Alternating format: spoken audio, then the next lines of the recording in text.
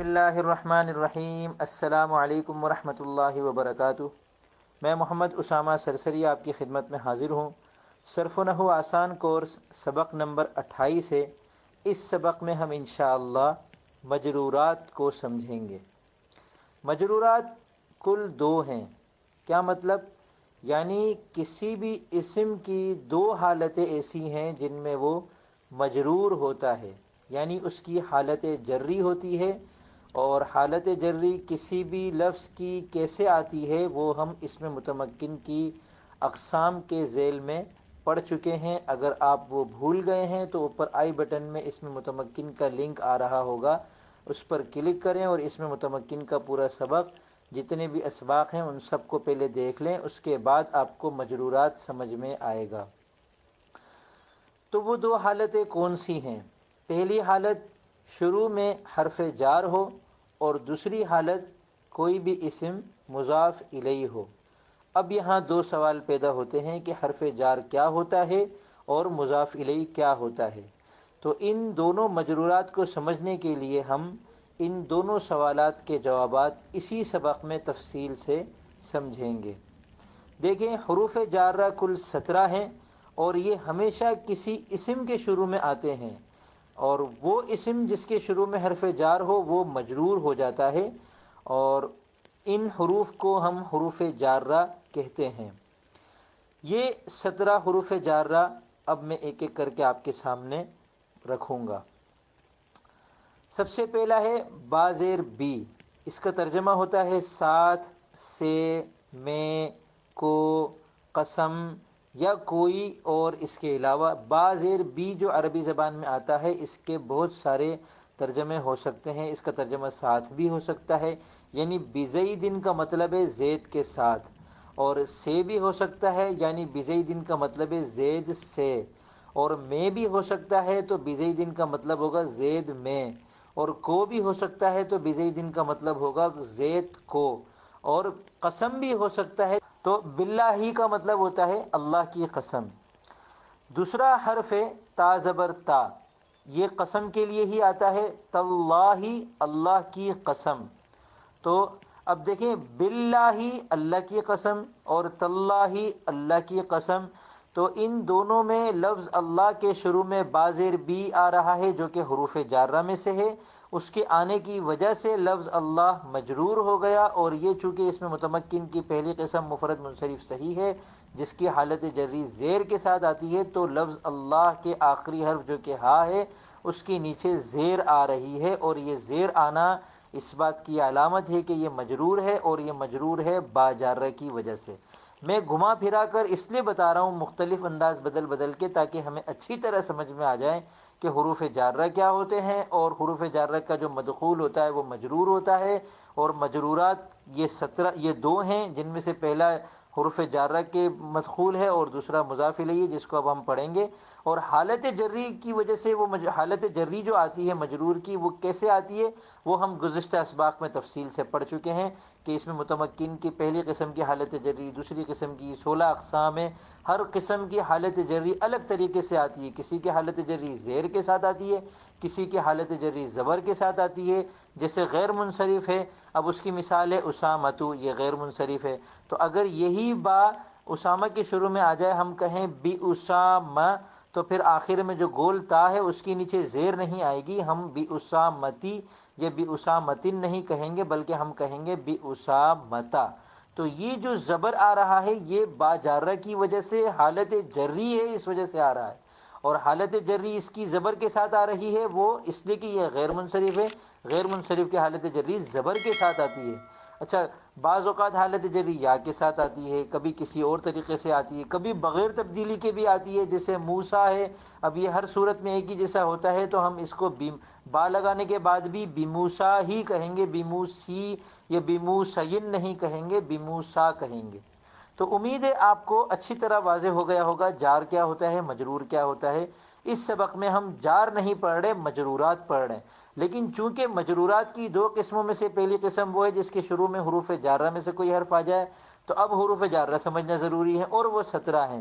تو وہ 17 اب ہم اس وقت سمجھ رہے ہیں، جن میں سے دو ہم نے پڑھ لیے، نمبر 1 با زیر بی اور نمبر 2 تا زبر تا۔ نمبر 3 کاف زبر کا، اس کا مطلب ہوتا ہے جیسے، اور جس کی مثال ہے کذالک، کذالک کا مطلب ہے اسی طرح۔ چوتھا ہے لام زیر لی، یہ اس کا ترجمہ ہوتا ہے کے لیے یا لیے، جیسے للہ اللہ کے لیے، اور لہذا اس کے لیے یا اس لیے۔ ہم لہذا کو اردو میں بھی استعمال کرتے ہیں، لہذا لہذا، لہذا کا مطلب ہوتا ہے اس لیے۔ تو لہذا کا اس لیے ترجمہ کیسے ہو رہا ہے؟ کیونکہ اس کے شروع میں جو لام زیر لی ہے اس کا ترجمہ ہوتا ہے لیے یا کے لیے، اور اس کے بعد آخر میں جو ہذا ہے وہ اس میں اشارہ ہے۔ ہذا کا مطلب تو عام طور پہ سب کو پتہ ہوتا ہے کہ یہ کو عربی میں ہذا کہتے ہیں، یہ اس، لہذا اس لیے۔ پانچواں حرف جار ہے واو زبر وا، اس کا مطلب بھی ہوتا ہے قسم، یعنی یہ قسم کے لیے آتا ہے، جیسے واللہ اللہ کی قسم، یہ بھی اردو میں ہم کہتے ہیں واللہ، تو اس کا مطلب ہوتا ہے اللہ کی قسم، یہ واو جار رہا ہے۔ جب ہم اردو میں کہتے ہیں تو ہم واللہ کہہ دیتے ہیں، لیکن جب ہم عربی میں کہیں گے ملا کر پوری عبارت میں تو ہم کہیں گے واللہ، ہا کے نیچے زیر آ جائے گی حالت جری ہونے کی وجہ سے۔ حروف جارہ میں سے چھٹا حرف ہے منز اور ساتواں حرف ہے مذ، ان دونوں کا ترجمہ ہے جب سے، یعنی منز یومینی کا مطلب ہوگا 2 دن سے، اور مذ یومینی 2 دن سے، من ثلاثت ایامین 3 دن سے، یعنی یہ وہ والا سے ہے خاص جو کسی چیز کے لیے اس طرح بتانے کے لیے آتا ہے کہ اس وقت سے، اس عرصے سے، تب ہم منز یا منز کو استعمال کرتے ہیں، ورنہ سے کے لیے عربی میں اصل جو لفظ ہے وہ من ہے۔ مگر جب ہم کو کہنا ہو کہ میں نے آپ کو 2 دن سے نہیں دیکھا، تو میں یہ نہیں کہوں گا ما رأیتک من یومینی، بلکہ میں کہوں گا ما رأیتک منز یومینی یا مذ یومینی۔ تو منز اور مذ بھی عربی کے حروف جارہ میں سے ہے، ان کے بعد جو آئے گا وہ مجرور ہو جائے گا۔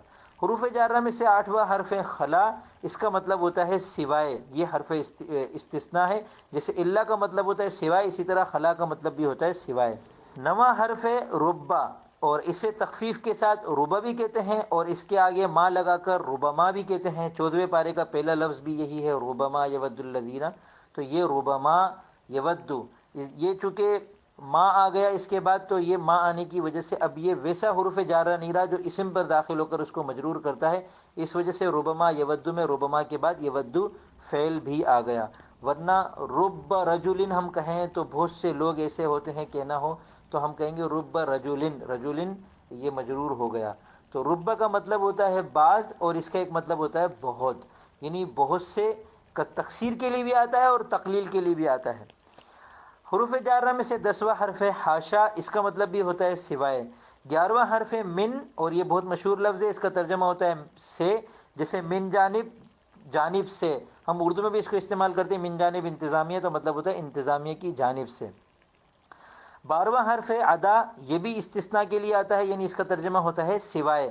13واں حرف ہے فی، اس کا مطلب ہوتا ہے میں، اور یہ ظرفیہ ہوتا ہے، اور یہ اردو میں بھی استعمال ہوتا ہے۔ اس کی مشہور مثالیں دیکھ لیں، فی سبیل اللہ، اللہ کے راستے میں، سبیل کہتے ہیں راستے کو، فی امان اللہ، اللہ کی امان میں، جب ہم کسی کو خدا حافظ کرتے ہیں تو ہم کہتے ہیں فی امان اللہ، یعنی آپ اللہ کی حفاظت میں۔ 14واں حرف ہے ان، اس کا مطلب بھی ہوتا ہے سے، مگر یہ من کی طرح نہیں ہوتا، یہ کے بارے میں، یہ کی بابت کے معنی میں آتا ہے، اور یا پھر یہ سے کسی چیز کے اعراض کرنے کے لیے آتا ہے۔ کوئی چیز کسی چیز سے اعراض کرو، یعنی فلاں فلاں سے اعراض کر لیا، تو ہم کہیں گے اعرض فلان عن فلان، فلاں نے فلاں سے اعراض کر لیا۔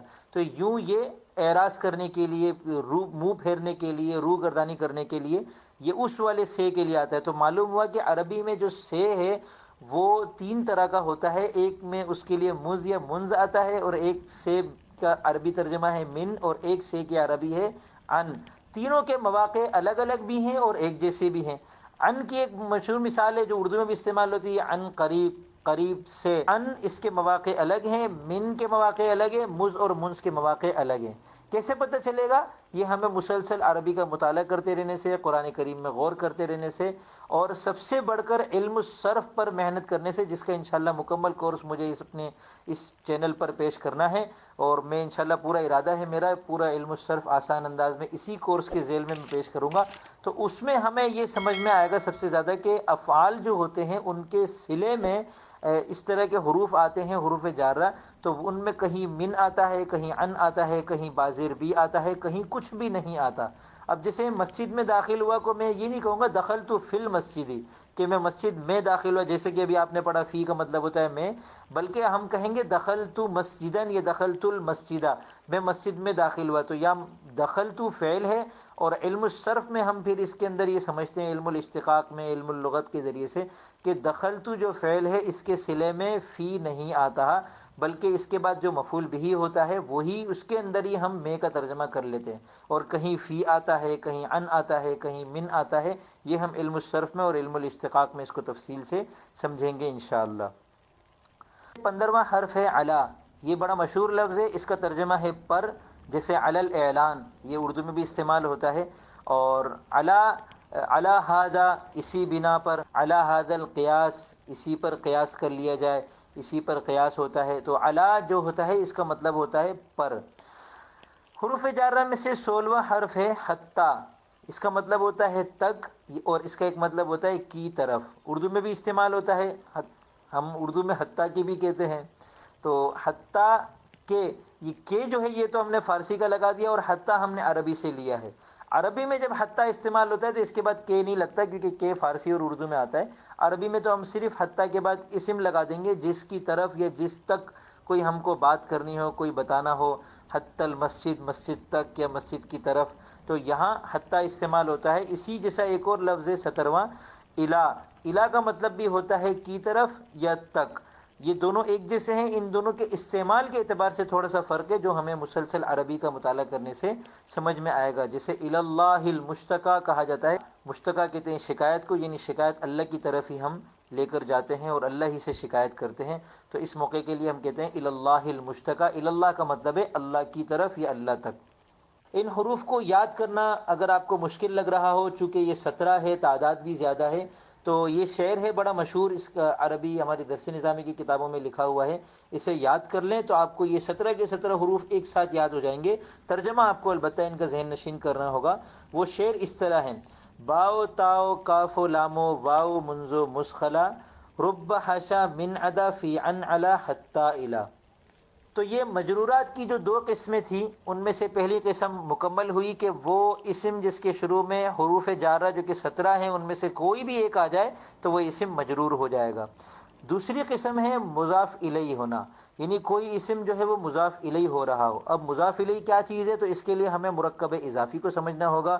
مرکب اضافی مضاف اور مضاف الیہ سے مل کر بنتا ہے۔ تو اب پھر مشکل ہو گیا کہ آپ کہیں گے بھئی مرکب اضافی سمجھنا تھا، آپ نے کہا مضاف اور مضاف الیہ سے مل کر بنتا ہے، تو مضاف بھی ہمیں نہیں پتا، مضاف الیہ بھی نہیں پتا۔ اب مثال سے ہم اس کو آسان طریقے سے سمجھتے ہیں۔ تعریف کروں گا اگر کہ مضاف کی تعریف یہ ہے، مضاف الیہ کی تعریف یہ ہے، تو دوسروں کی تعریف ویسے بھی ہم سے نہیں سنی جاتی، تو ہم سمجھیں گے کیسے؟ تو آسان طریقہ یہ ہے کہ میں مثال آپ کے سامنے پیش کرتا ہوں۔ اردو میں ہم کہتے ہیں زید کی کتاب، یہ ایک مرکب اضافی ہے، اس میں زید مضاف الیہ ہے اور کتاب مضاف ہے۔ مرکب اضافی کی مزید مثالیں دیکھیے: اللہ کا قرآن، قرآن کا پارہ، پارے کا رکوع، رکوع کی آیت، آیت کا لفظ، لفظ کے حروف، حروف کی حرکات، حرکات کا اصول، اصول کی پابندی، پابندی کا انعام، اللہ کی رضا۔ اب ان سب مثالوں میں آپ غور کیجئے، ہر 2 لفظوں کے درمیان کا، کی یا کے آ رہا ہے۔ اسی کو مرکب اضافی کہتے ہیں، جس میں 2 لفظ ہوتے ہیں ان کے بیچ میں کا، کی یا کے آتا ہے۔ عربی میں مرکب اضافی بنانے کا طریقہ یہ ہے کہ ہم 6 کام کر لیں، یعنی جب ہم 6 کام کر لیں گے تو ہمارا اردو کا مرکب اضافی منتقل ہو کر عربی میں تبدیل ہو جائے گا۔ سب سے پہلا کام یہ کرنا ہے کہ مرکب اضافی جو ہے اس کو اردو میں لکھ لیں۔ ظاہر سی بات ہے، جب اس کو اردو میں لکھیں گے، اردو میں لکھنا آئے گا تبھی عربی میں لکھنا آئے گا نا۔ تو پہلا کام ہم کو یہ کرنا ہے کہ ہم ایک مرکب اضافی کی مثال لیں اور اسے اردو میں لکھ لیں۔ مثلا گھر کی چھت، یہ مرکب اضافی ہے۔ کیسے پتہ چلا؟ کیونکہ گھر اور چھت 2 الگ الگ لفظ ہیں، ان کے بیچ میں کی آ رہا ہے۔ جن 2 لفظوں کے بیچ میں کا یا کی یا کے آ جائے وہ مرکب اضافی ہو جاتا ہے۔ تو گھر کی چھت یہ ایک مرکب اضافی ہے جسے ہم نے اردو میں لکھ لیا۔ دوسرا کام یہ کرنا ہے کہ جو بیچ کا حرف ہے کا، کی کے، اسے ہٹا دیں، تو اب یہ بچ گیا گھر چھت۔ اب تیسرا کام یہ کرنا ہے کہ لغت میں سے دیکھ کر ان دونوں لفظوں کو عربی میں لکھ دیں۔ اب لغت کھول لیں جو آپ کے پاس ہو، اردو سے عربی کوئی ایسی لغت ہو، اس کے اندر گاف کی تختی میں گھر دیکھ لیں، چے کی تختی میں چھت دیکھ لیں، چھت کے آگے آپ کو مل جائے گا سقفن، اور گھر کے آگے آپ کو مل جائے گا دارن، تو گھر چھت کی عربی ہو جائے گی دار سقف، یعنی اور عربی میں ہم جب کچھ لکھتے ہیں تو ہم آگے دو پیش لگا دیتے ہیں عام طور پر، تو ہم اس کو کہیں گے دارن سقفن، دارن گھر کو کہتے ہیں اور سقفن چھت کو کہتے ہیں۔ تو یہ تین کام کرنے کے نتیجے میں ہمارا مرکب اضافی دیکھیں دارن سقفن تک پہنچ چکا، مگر ابھی یہ مرکب اضافی نہیں بنا، ابھی ہمارے تین کام اور باقی ہیں۔ چوتھا کام یہ کرنا ہے کہ ان دونوں کی ترتیب الٹ دیں، تو اب یہ بن جائے گا سقفن دارن۔ اب پانچواں کام یہ کرنا ہے کہ پہلے لفظ یعنی سقفن کی تنوین ہٹا دیں، تو یہ بن جائے گا سقف دارن۔ تنوین ہٹانی ہے، یاد رکھیے گا، جو پہلا لفظ ہے نا اس کی تنوین ہٹانی ہے۔ سقفن کو سقف کر دیا ہم نے سقف، اور دارن کو ہم نے دارن رہنے دیا، تو ان پانچ کاموں کے نتیجے میں ہمارا مرکب اضافی مکمل ہونے کے قریب ہو گیا، مگر ابھی آخری کام باقی ہے، اور وہ آخری یعنی چھٹا کام یہ ہے کہ دوسرے لفظ کو جو کہ اس ترکیب کے اندر ہے دارن، دوسرے لفظ کو ہم اس کو مجرور کر دیں۔ مجرور کیسے کریں گے؟ ہم نے اسم متمکن میں پڑھ لیا کہ اس کی 16 قسمیں ہیں، اب ہم یہ دیکھ لیں کہ جو دوسرا لفظ ہے وہ اسم متمکن کی 16 قسموں میں سے کون سی قسم ہے، تو وہ جو قسم ہو اس کی حالت جری زیر کے ساتھ آتی ہے تو زیر دے دیں، زبر کے ساتھ آتی ہے تو زبر دے دیں، یا کے ساتھ آتی ہے تو یا لگا دیں، اور اگر کوئی تبدیلی نہیں ہوتی تو کوئی تبدیلی نہ کریں۔ تو دارن اسم متمکن کی 16 قسموں میں سے پہلی قسم ہے مفرد منصرف صحیح، جس کی حالت جری زیر یا دو زیر کے ساتھ آتی ہے، تو دارن کی حالت جری ہے دارن، تو اب یہ بن جائے گا سقف دارن، اور اس کا اردو ترجمہ وہ ہوگا جو ہم نے سب سے پہلے کام میں یعنی 6 کاموں میں سے سب سے پہلے لکھا تھا، گھر کی چھت، اس کو عربی میں کہتے ہیں سقف دارن۔ تو یہ 6 کام کرنے کے نتیجے میں ہم نے مرکب اضافی بنا لیا۔ اب آپ یہاں یہ سمجھیں کہ جو پہلا لفظ ہے عربی مرکب اضافی کے اندر، جو پہلا لفظ ہے اس کا نام ہے مضاف، اور جو دوسرا لفظ ہے اس کا نام ہے مضاف الیہ، اور اس پورے مرکب کا نام ہے مرکب اضافی۔ مجرورات جو ہم آج کے سبق میں پڑھ رہے ہیں، اس کے اندر مجرورات میں ہم نے پڑھا کہ اس کی 2 قسمیں ہیں۔ پہلی قسم وہ جو اسم کے شروع میں حرف جار آ جائے، حروف جار 17 ہیں، اور دوسری قسم یہ ہے کہ وہ اسم مضاف الیہ ہو۔ تو اب دیکھیں ان 6 کاموں میں ہم نے چھٹا کام کیا کیا تھا کہ اس کو مجرور کر دیا تھا، کیونکہ یہ مضاف الیہ تھا۔ تو مضاف الیہ عربی زبان میں مجرور ہوتا ہے، اس کی حالت جری کیسے آتی ہے وہ اسم متمکن میں پڑھ لیا، اور حالت جری کب آتی ہے وہ ہم نے اب پڑھ لیا کہ 2 صورتیں ہیں، شروع میں حرف جار ہو یا پھر وہ اسم مضاف الیہ بن رہا ہو۔ مرکب اضافی جو عربی میں بنتے ہیں اس کی مزید مثالیں دیکھیں جو آپ کو اردو میں بھی استعمال ہوتی ہیں تو سمجھنا آسان ہو جائے گا، جیسے عبداللہ، اللہ کا بندہ، دیکھیں ترجمے میں بیچ میں کا یا کی کے لازمی آ رہا ہوگا۔ دوسری مثال دیکھیں رسول اللہ، اللہ کا رسول، کتاب اللہ، اللہ کی کتاب، لیلۃ الجائزہ، انعام کی رات، لیلہ رات کو کہتے ہیں، جائزہ انعام کو کہتے ہیں، یوم العید، عید کا دن، یوم العرفہ، عرفہ کا دن، یوم العاشورہ، عاشورے کا دن، سب میں دیکھیں کا کی کے آ رہا ہے۔ اب میں آپ سے دوبارہ عرض کرتا ہوں کہ یہ 2 باتیں آپ ہمیشہ یاد رکھیے گا۔ پہلی بات، مضاف پر کبھی تنوین نہیں آتی، اور دوسری بات، مضاف الیہ ہمیشہ مجرور ہوتا ہے۔ مرکب اضافی کی یہ 2 باتیں آپ ہمیشہ یاد رکھیے گا۔ اب اس سبق کا کام یہ ہے کہ قرآن کریم سے الگ الگ حروف جارہ کی مثالیں تلاش کریں، اور نیچے کمنٹ میں لکھ کر مجھے دکھائیں کہ قرآن کریم کی یہ آیت ہے، اس آیت کے اندر یہ 2 لفظ ہیں، ان میں سے پہلا لفظ جو ہے وہ حرف جار ہے اور دوسرا لفظ جو ہے وہ مجرور ہے۔ یا پھر قرآن کریم کے ترجمے میں غور کریں، اور جہاں کا کی کے آ رہا ہے اس میں پھر آپ عربی میں غور کر کے دیکھیں کہ کون سے 2 لفظ ایسے ہیں جن کا ترجمہ ہو رہا ہے اور ان کے بیچ میں کا کی کے آ رہا ہے، ان دونوں لفظوں کو آپ لکھ کر مجھے دکھائیں کہ یہ قرآن کریم کے اندر مرکب اضافی ہے، اور اس مرکب اضافی میں یہ مضاف الیہ ہے اور یہ مجرور ہے۔ تو مجرورات کی یہ 2 قسمیں ہیں، دونوں نہایت آسان ہیں، ان کو سمجھنا بہت آسان ہے۔ ان کو سمجھنے کے لیے جو اصل چیزیں تھی وہ پہلی تھی اسم متمکن جو آپ نے پہلے پڑھ لیا، اور باقی جو چیزیں تھی وہ تمام کی تمام اس سبق میں نے تفصیل کے ساتھ آپ کو بتا دی ہیں، تو انشاءاللہ آپ کو مجرورات اچھی طرح سمجھ میں آ گئے ہوں گے۔ اب میں اجازت چاہوں گا، فی امان اللہ۔